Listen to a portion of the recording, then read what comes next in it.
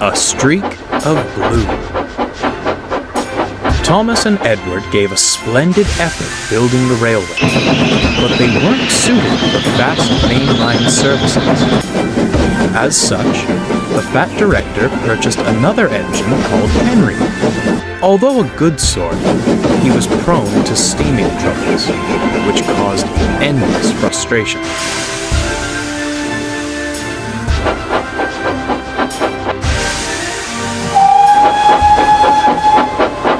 Due to a lack of funds, engines were loaned from other railways. One of these, known only as 87546, fancied himself the savior of the line and never failed to make it known. "Fret no longer," he declared, dragging Henry and his train into the big station. "For I have restored order to our timetable once more." "Does he ever tire of all that hot air in his boiler?" Thomas remarked to Edward. "I say, you, little one," the big engine beckoned to Thomas. "Be a good lackey, take my coaches and the indisposed away. I must rest my aching wheels." "Evidently not," murmured Edward. As Thomas buffered up, Henry couldn't even meet his gaze. "Oh, I'm sorry," he sighed. "He should be sorry," retorted Thomas. "One day, he'll get his." That night, Thomas retired to the shed. A vulgar discourse greeted him. "You know," 87546 said loudly to another loaned engine, "I do sympathize with the fat director. Wasted what little hard-earned money he had on a mite, an antique, and an invalid." He looked across to Henry, sleeping as workmen tried to mend him. "I'm the real bargain. The strength of 3 for the coal and water consumption of 1. Only a matter of time before he purchases me." "The fat director," Edward interjected, "favors engines with good character. You leave much to be desired in that department."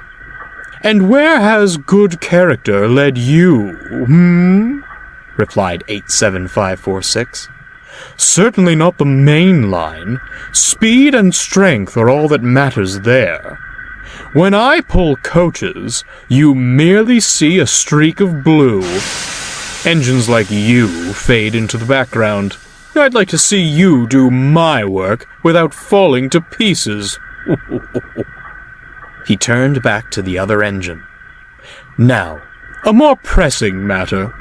When I am purchased, what do you suppose my proper name should be? I fancy something regal.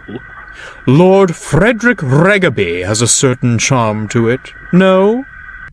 Thomas was about to retort, but Edward gave him a look. "Save your steam," he muttered. "It's no use arguing with him." They stared at the loaned engine with contempt. Henry, who'd only been pretending to sleep, had heard everything. The next morning, 87546 awoke to a startling sight. There was Henry, hissing and wheeshing halfway on the turntable. "What the devil is this?" "Oh, dear!" Henry coughed feebly. "Thought the men had made me better." "Well, get better and out of my way this instant. My admiring passengers are waiting. I demand extrication at once." But the other engines had all left for work. They couldn't have helped anyhow, for there was no way onto the turntable. "Worse and worse," the fat director scowled as he paced the platform. "The passengers cannot be kept waiting. I'm sorry, Edward. As the others have gone, you'll have to take the coaches." Edward gulped, staring at the long train. Begging your pardon, sir, but this is a bit beyond my capabilities." Not if I helped you, bubbled Thomas, shuffling alongside. 2 engines are better than 1, sir. Besides, the others can manage their own shunting for a while. The fat director considered. Very well, he said at last. Off you go. Do your best, but take care. The engines backed excitedly onto the train.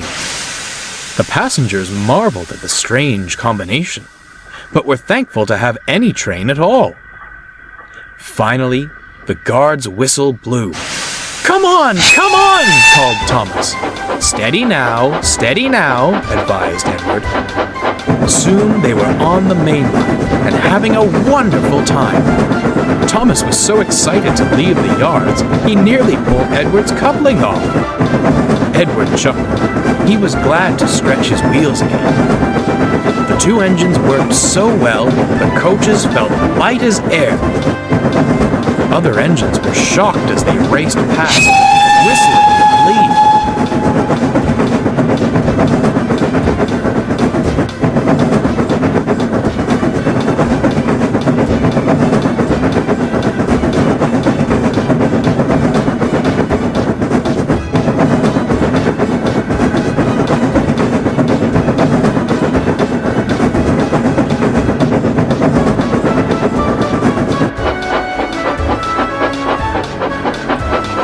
Later, they returned to the big station, exhausted but triumphant. Henry and 87546 stood at the platform. Well, smiled Henry. Our streak of blue has returned, and in one piece, no less. 87546 scowled as the happy passengers swarmed out of the coaches. What splendid little engines you are! Your director must be proud of you. He's very happy with his purchases indeed, chuckled Thomas. No, ha ha, fumed 87546 as he puffed away. You were only allowed out of the yard because clanky old Edward couldn't manage alone. Enjoy your brief moment in the limelight. It's already fading.